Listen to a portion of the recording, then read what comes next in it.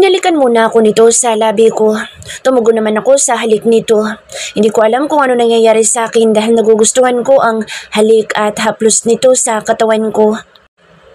Oops, di ba meron kang pupuntahan? Sabay ko rito. Tumingin ako sa mata nito.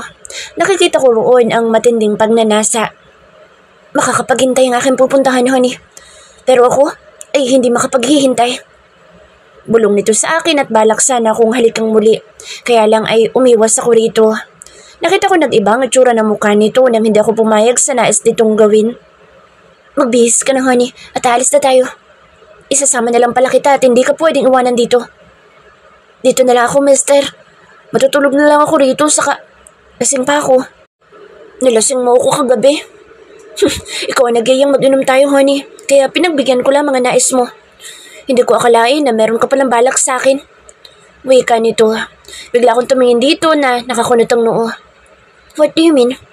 Tanong ko rito. Mukhang wala kang maalala, honey? Sabihin na lamang natin na meron akong nalaman at gagawin mo pala sa akin. Nasasabik tuloy ako kung ano pang balak mo sa akin, honey. Ang tanging alam ko lang ay ipoposes mo ko at pagkatapos mo akong iposes. Honey, ano susunod mo gagawin? Baliw na tanong nito. Napanganga ako sa sinabi nito. Hindi ko alam na nadulas pala ako at nasabi ko ang balak ko kay Charles. Diyos ko, sobrang nga yata ako nalasing kagabi at wala akong maalala. Napakasarap mong lasingin, honey. Pero dapat, pag maglalasing ka, ako lang kaharap mo at walang ibang lalaki. Pahayag nitong may kasamang pagbabanta. Salitang lasing lamang iyon, mister. At huwag ka maniniwala kapag lasing ang iyong kausap. Palusot ko rito at sana'y maniwala ito sa akin. Paano ba yan, honey? Ginahasa kita kagabi. Ibig sabihin, gawang lasing din yun? Yayain mo ulit ako mag-inom, honey, ha? Para naman makascore ako sa isang lasing. Taas ang wika nito. Sa inis ko rito ay binato ko ito ng unan. Pero tumawa lamang ito sa akin. Tumalikod na lang ako sa lalaki sapagkat binabalot ako ng pagkainis. Honey, kapag nabuntis ka, ibig sabihin, gawang lasing din yun. Huwag kang mag-alala, honey. Pakakasalan ka naman ng isang lasing. Pahabol na salita nito. Tumingin ako rito at nakita kong nakangiti ito sa akin. Ako naman, dahil iba ang ngiti nito. Kaya dali-dali akong pumasok sa loob ng dressing room. Honey, bakit hindi maipinta ang pagmumukha mo? Nakulangan ka ba sa ginawa ko sa'yo nung lasing ka? Mapangasar na tanong ni Charles. Nakakainis ang lalaking ito. Ang lakas mang asar. Paano kaya ako makakaganda rito? Ayoko nang uminom. Ibang plano na lamang ang gagawin ko. Nakasimangot na tumingin ako rito pero ngumisi lamang ito sa akin. Honey, pag meron kang plano laban sa akin, baka naman pwedeng sabihin mo ulit sa akin para naman makapaganda ako. Honey?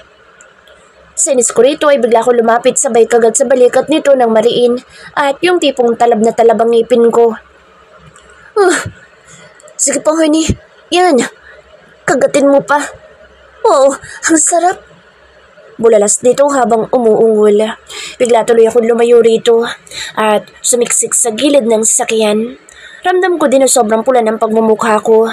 Gusto ko maiyak sa labis na pagkainis sa lalaki. Hindi kita kakausapin. Piping usal ko. Nagulat pa ako nang bumuhos ang malakas na ulan. Mas lalo ako nabigla nang mayroong bumangga sa likod ng sasakyan kung saan kami nakasakay. Ouch! Malakas na sambit ko. My God, mayroon na naman bang kalaban itong si Charles? Labis tuloy ako nag-aalala. Nabigla ako nang hilahin ako sa tabi nito at tiningnan ang nasaktan kong ulo. Naramdaman kong hinipan nito ang ulo ko na may bukol. Hindi pa nagtatagal ay magkakasunod na putok ng baril ang narinig ko dahil binabaril ang sasakyan namin. Kaya bigla ako napahawak sa binata. Lord, malapit na po tayo. Danig kong wika ng driver ni Charles. Lumaka mga mata ko nang makitang merong inilagay na baril si Charles sa likod nito at meron din itong hawak na granada at katana. Oh my gosh. Mabilis din ang takbo ng sakyan pero alam ko merong humahabol sa amin. Nilagyan ako ni Charles ng sombrero at mukhang may balak kaming bumaba. Agad na tumigil ang sinasakyan namin kaya naman mabilis akong hinila palabas ng sasakyan ng lalaki. Honey, kailangan natin makaalis dahil nahabol na naman tayo ng mga langaw. Wika ni Charles. Magbibigay ako ng hudyat kung pwede na kayo sumugot sa lungga ni Heroloxin. Susunod ako doon. Tatapusin ko muna mga langaw na nakasunod sa amin ng honey ko. Pahayag ulit ni Charles. Okay po, Lord. Tugon ng driver nito. Let's go, honey. Pagyaya nito sa akin. Mabilis akong hinila papunta sa malaking puno. Pansin kong lalong lumalakas ang ulan. Malalakas sa mga patak nito at masakit sa balat. Isinandal niya ako sa puno at tumingin ito sa mukha ko. Pinunasan pa nito ang mukha ko na nabasa ng ulan. Honey, sampalin mo na lang ako ng 3 beses kapag nagkasakit ka. Pero sana huwag ka magkakasakit.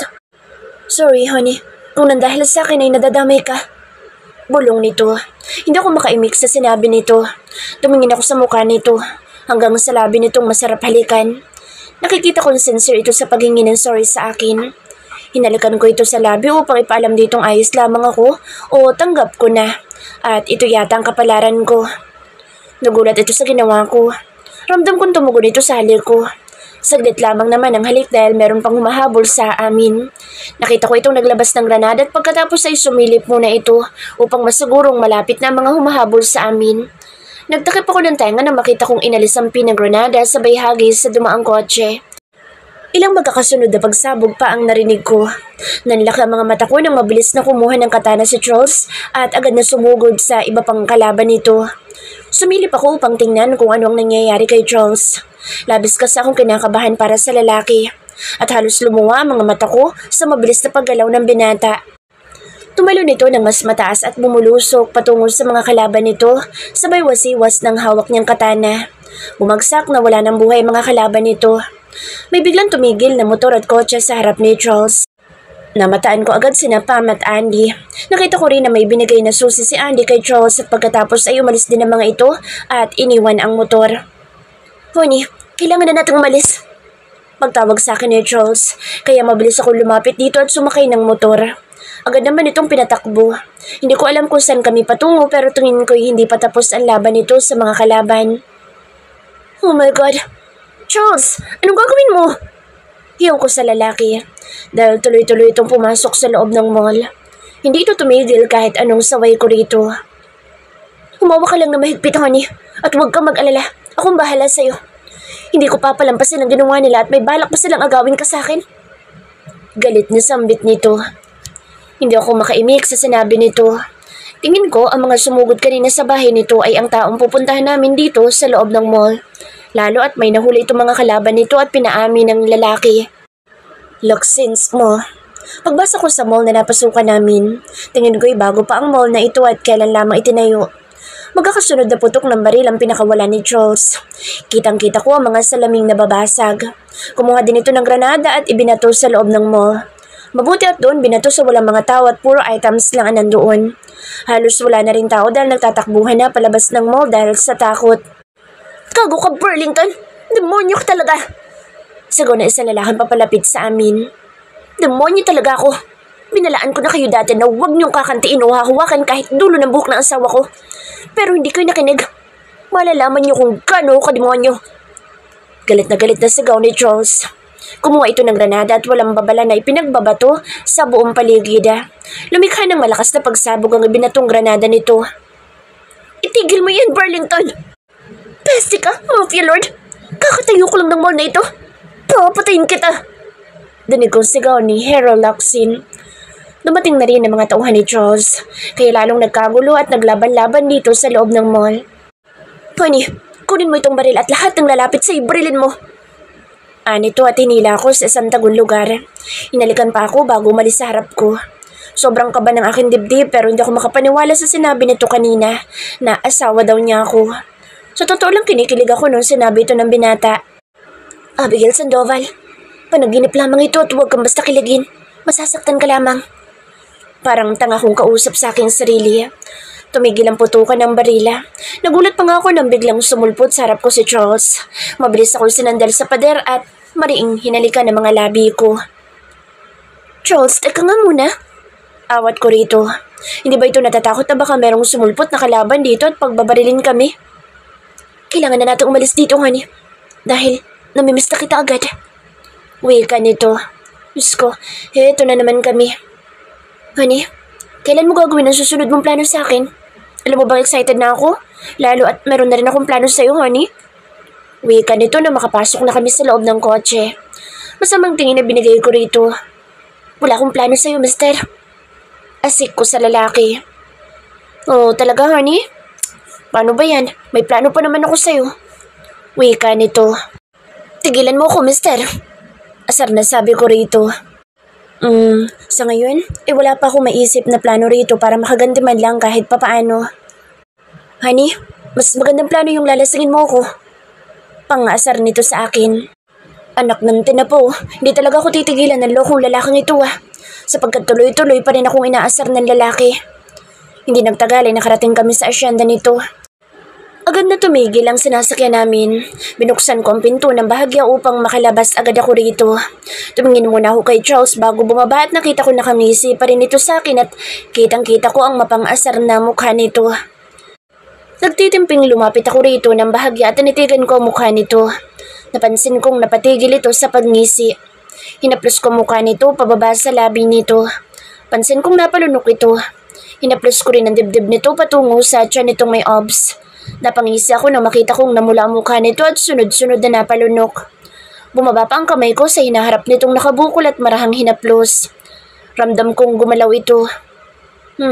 Ito lamang palang solusyon para mapatigil sa pang-aasar ang lalaking ito. Gusto kong matawa sa mukha nito. Nakikita ko kasi ang pagnanasa sa mata ni Charles. Mabilis kong hinalikan ang labi nito at marahang kinagat ang ibabang labi. Tumigil ako sa paghalik nang alam kong tutugon na si Charles sa halik ko. Ang bilis ng mga kilos ko. Mabilis ako lumabas ng kotse at nagtatakbo papunta sa kwarto. Napangisi ako dahil alam ko na kung ano ang gagawin ko upang malagyan ito ng posas. Honey, sige lang, takbo lang. Rinig kong sigaw ni Charles. Nakangiti ako nang pumasok sa kwarto. Pumunta agad ako ng banyo upang maligo dahil kanina pa ako nilalamig. Lalo na at basa din ang aking suot na damit dahil sa malakas na ulan. Ay, salamat dahil wala pang Charles ang mangungulit sa akin. Nagmadali din ako nagbihis. Baka kasi biglang sumulpot si Charles. Mahirap na lalo't sobrang halay pa naman noon. Kailangan ko makausap muli si Pam para sa gagawin kong plano. Papalapit na ako sa pinto nang bumukas iyon at pumasok si Charles. Nagtataka ako dahil hindi maipinta ang pagmumukha nito, lalo na nang tumingin sa akin. Saan ka pupunta, honey? Galit na tanong nito. Pupunta lang ako sa kusina. Nauuhaw kasi ako. Pagdadahilan ko dito. Ako na lang kukuha, honey. Galit pa rin na wika nito. Ako na lang. Maligo ka na dahil kanina pa basa yung damit mo. Baka magkasakit ka. Paalala ko rito.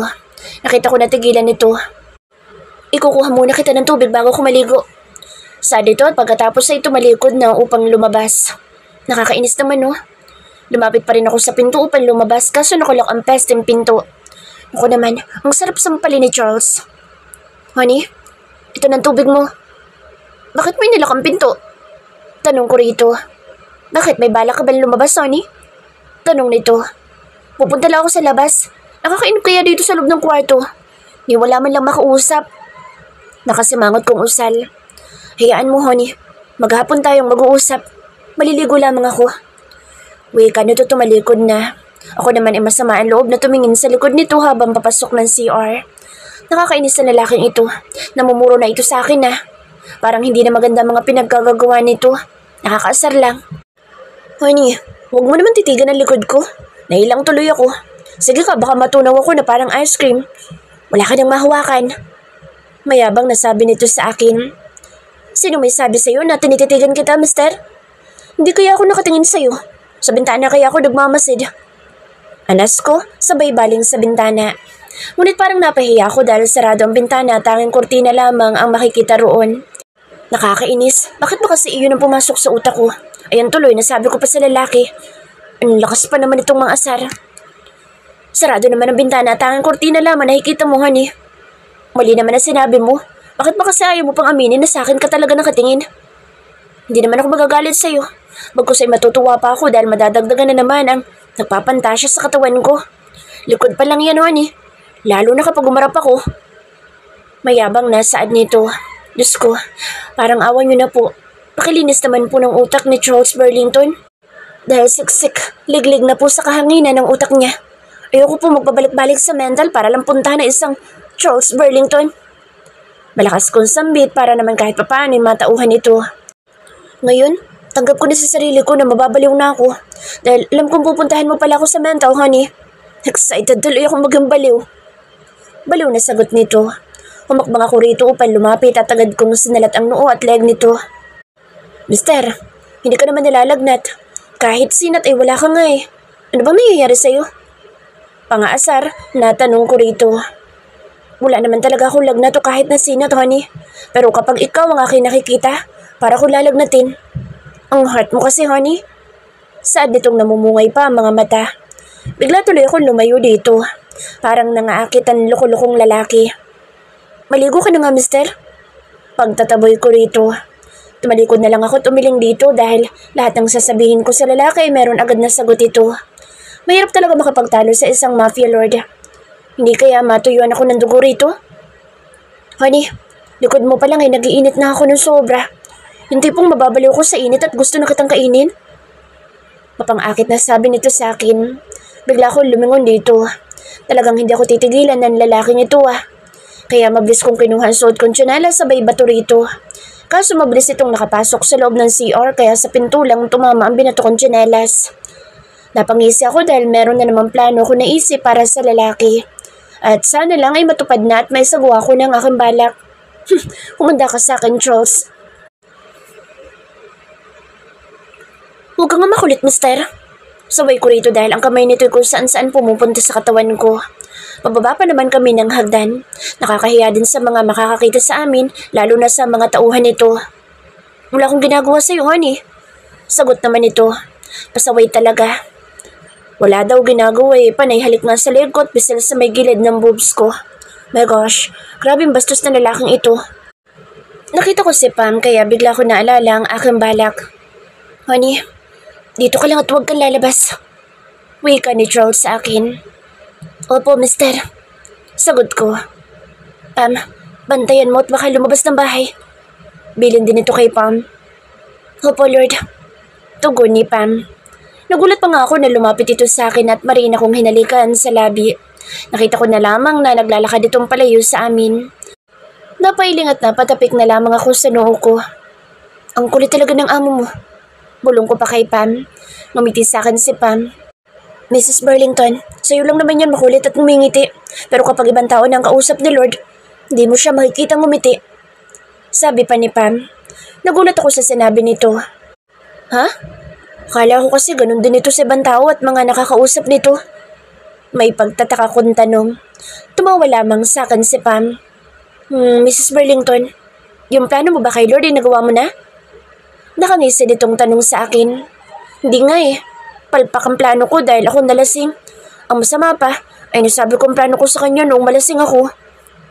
Wika akong masama ang loob. Tumawa si Pam nang malaman nito ang nangyari sa bala ko kay Charles. May poses ka pa ba? Yung poses kasi na hinaram ko sa'yo ay naiwan ko doon sa bahay ni Charles sa Manila. Wika ako. Meron pa naman, Miss Burlington.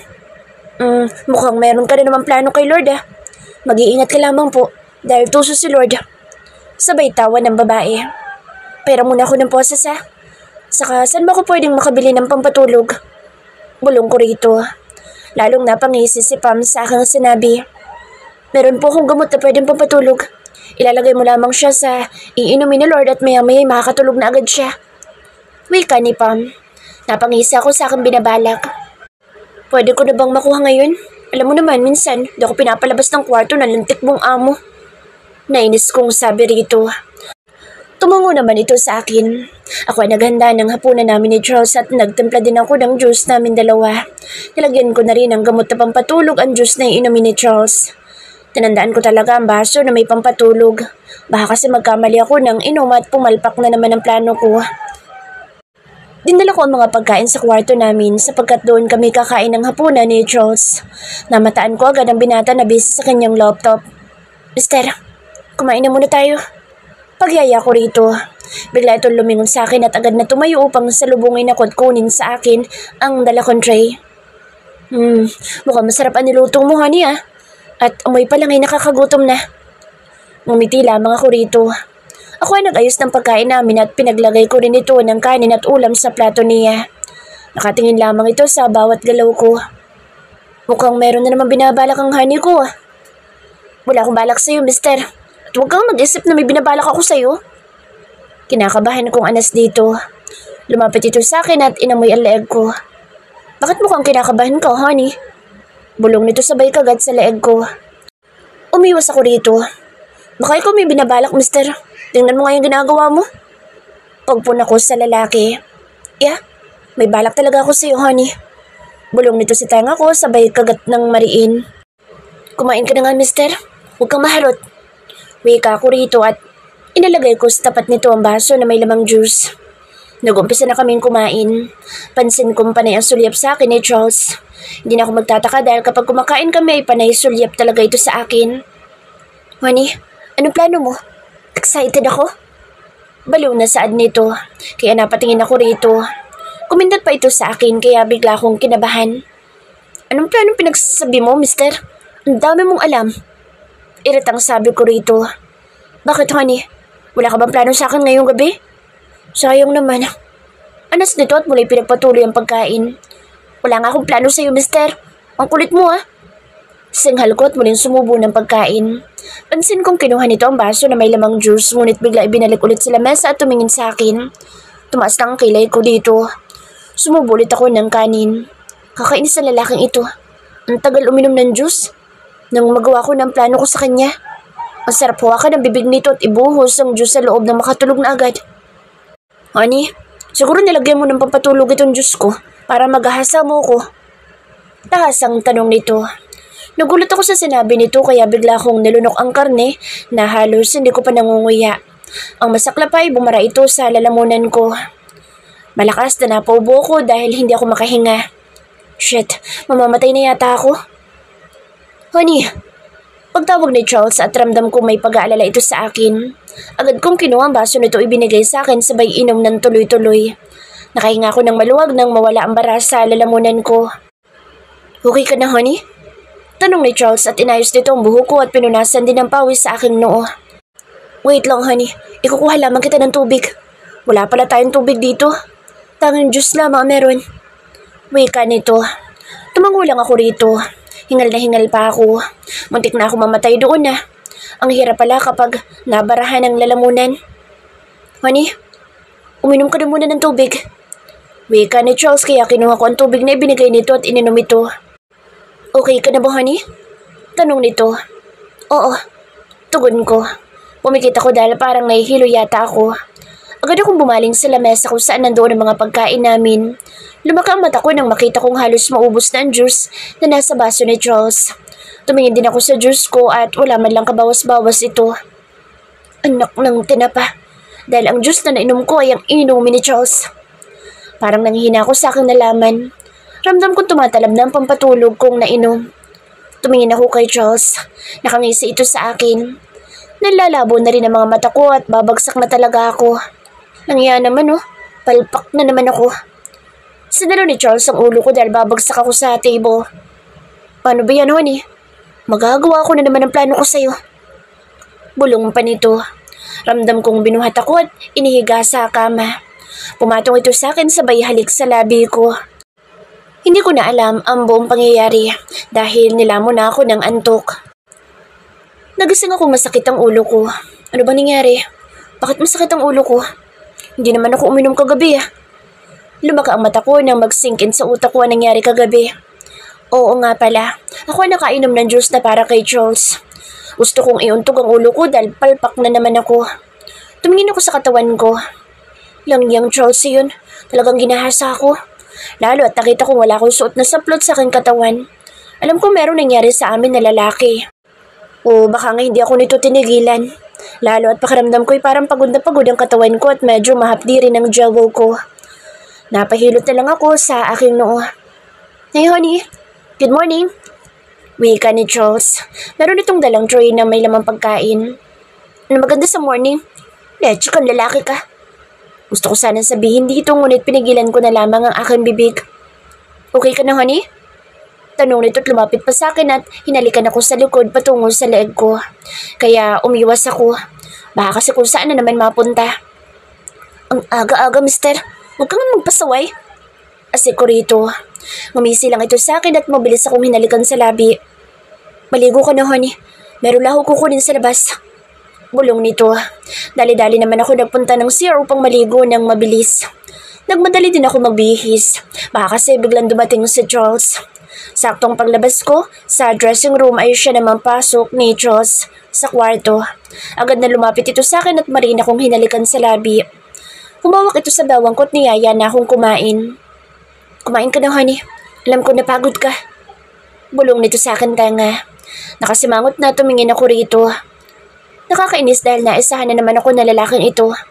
Kagatin ko kaya mukha nito. Kumain na lang ako at hindi ko na lang ito pinansin pero sadyang makulit si Charles Burlington. Honey, anong next mong plano at kailan? Alam mo bang nag-enjoy ako kagabi? Bulong nito sa akin. Bigla akong bumaling dito at masamang tingin ay binigay ko. Pero nakangisi lang ito sa akin at para bantuan-tuwa pa. Sa inis ko dito ay bigla akong hinila ang kwelyo ng damit nito papalapit sa akin. Ako'y hindi natutuwa sa'yo, mister. Alam mo bang ang sarap mong lamasin? Singhal ko rito. Magpapalamas naman ako sa'yo, honey. Mapang-akit na sagot nito at inilapit pa mukha nito sa aking mukha. Kaya sa gigil ko rito ay bigla akong kinagat ang ibabang labi nito. Para naman kahit papaano ay makaganti man lang ako dito. Aalisin ko na sana ang bibig ko sa pagkagat sa labi nito nang may humawak sa bato ko. Nanlaka mata ko nang mabilis na gumalaw ang labi ni Charles. Nagpupumiglas ako dahil hindi na ako makahinga sa ginagawang paghalik nito sa akin. Tumigil naman ito sa ginagawa. Sarap. Wika pa nitong nahangisi. Masama ang loob ko nang tumingin dito. Kailan kaya ako makakaganda sa Muffy Lord na ito? Tanong ko sa aking sarili. Lumapit ito sa akin at inamoy ang leeg ko. Kumain ka na. Kumain na tayo, honey. Bulong nito sa akin. Hindi ko pa rin ito pinansin at ipinagpatuloy ko na lang mga pagkain ko. Nakatapos na kaming kumain pero hindi ko pa rin ito pinapansin. Hindi rin ako lumilingon dito. Nainis ako kay Charles. Tumayo ako upang iligpit sana ang kinainan namin ni Charles pero hinila ang bewang ko dito at pinaupo sa mga hita nito at pagkatapos ay yumakap ito sa bewang ko. Mukhang hindi magandang gising ng honey ko Bulong nito sa akin. Inawi nito ang buhok ko at nagulat ako nang may malamig na bagay ang inilagay nito sa leeg ko. Bigla ko itong hinawakan. Lumaki ang mata ko nang makita ko ang necklace na inilagay nito sa akin. Tingin ko'y sobrang mahal nito. Tinitigan ko ang pendant at nakita ko ang Charles at Abe na nakaukit sa puso nito at sa likod ng heart na pendant ay merong nakaukit na honey. Huwag mong aalisin yan, honey. Bulong nito. Parang nawala ang pagkainis ko rito at napalitan ng kilig. Shit naman bakit ang galing magpakilig ng lalaking ito? Leche, mahal ko na yata ito. Narinig ko merong kumatok sa pinto ng silid namin ni Charles. Tatayo na sana ako nang pigilan ako nito. Lumaki ang mata ko nang buhatin ako nito papuntang kama. Magpahinga ka muna ngayon, honey. Dahil bukas, tuturuan kita ng self-defense. Wika nito. Hinalikan pa ako sa labi bago lumabas ng silid. Napangiti ako nang makalabas na ng silid si Charles. Kahit sinong babae ay mamahalin ito. Inamin ko ring napapamahal na ako dito. Kahit alam kong baka sa bandang huli masaktan lamang ako. Bahala na nga. Ang mahalaga maranasan ko maging masaya. At sa ngayon i-enjoyin ko na muna habang magkasama pa kami ni Charles. Baka isang araw ay magulat na lang ako na pinapalayas na ako sa bahay nito. Pagkatapos ay sasabihin nito na hindi na ako kailangan o kaya ay nagsasawa na ito sa akin at meron na ipapalit na ibang babae. Hindi kasi malayong ganoon nga ang mangyari sa akin. Lalo at isang mafia lord ito. Napapaligiran ng mga magagandang babae. Isama pang mayaman ito at gwapo. Tumayo ako sa kama dahil hindi talaga ako inaantok. Lalabas na lang muna ako ng silid. Pababa ako ng hagdan na makita ko si Charles. Meron itong kausap na babae. Nakatalikod ang mga ito sa akin kaya hindi ako nakita. Charles, wala na ba talagang pag-asa tayo? Alam mong mahal pa rin kita. Inaamin ko namang malaking kasalanan ko sa'yo pero andito na ako, Charles. Mag-umpisa tayong muli. Dinig kong wika ng babae. Wala akong narinig na sagot ni Charles. Nakita ko ring hinawakan ng babae ang kamay ni Charles. Parang nakaramdam ako ng selos sa tagpong nakita ko.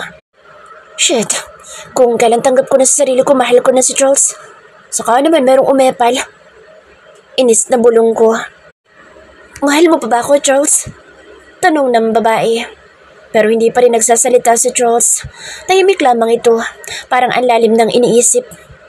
Sabi ng karamihan, once daw na hindi nagsalita ang lalaki, ibig sabihin mahal pa rin ito. Ang sakit pala lalo na pag nakikita kong meron itong kausap na babae. Kailangan ko nang umalis. Hindi ko pala kaya meron itong ibang mahal habang kasama ako. Kumbaga, panakipbutas lang ako. Dumaan ako sa kusina upang walang makakita sa akin. Hindi na ako babalik dito. Sumilip ako at pansin kong wala ang mga tauhan nito. Kaya mabilis ako naglakad palayo sa bahay ni Charles. Bigla akong tumago sa malaking puno dahil merong mga paparating na sasakyan. Mahaba-haba pa ang lalakarin ko lalo't asyenda ito. Mabuti at merong mga puno kahit papaano ay makakatago ako. May makakasalubong ako ng mga babaeng merong mga dalang timba at tingin ko'y anak ito ng mga magsasaka dito. Mukhang maliligo sa ilog ang mga ito Hi! Pagbati ko sa mga ito, ngumiti naman sila sa akin. Saan kayo pupunta? Tanong ko sa mga ito. Pupunta po kami ng ilog, ma'am. Wika ng isang babae. Oh, talaga? Pwede sumama? Tanong ko sa mga ito. Pwede naman po, ma'am. Wika ng mga babae. Okay, let's go guys. Bukas tala ako tatakas. Hindi naman siguro ko hanapin ni Charles dahil meron itong kasamang babae. Mag-enjoy na muna ako sa pagtigil ko rito. Ngayon lang ulit ako makakaligo sa ilog